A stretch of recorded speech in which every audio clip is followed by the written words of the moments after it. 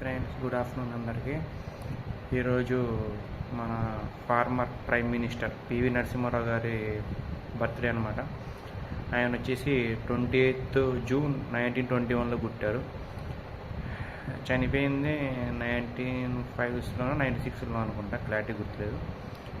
And ఆయన చేసిన సేవలు వర్ణనాతీతం అనమాట. చాలా గొప్ప సేవలు చేశారు. ఆయన మన తెలుగు ప్రధానమంత్రి అనమాట. కరీంనగర్లో పుట్టారనమాట ఆయన. సో మన తెలుగు జాతి గర్వించదగ్గ ప్రైమ్ మినిస్టర్.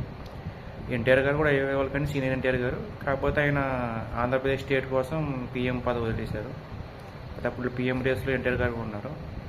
సో మన తెలుగు స్టేట్ నుంచి అప్పట్లో కంబైన్ స్టేట్ కాబట్టి మన పివి నరసింహారావు గారు ఎన్నికయ్యారు. ఈ విషయం ఎంతమంది తెలుసు, ఖచ్చితంగా కామెంట్ సెక్షన్లో చెప్పండి. జోహార్ పివి నరసింహారావు గారు, జోహార్. Thank you.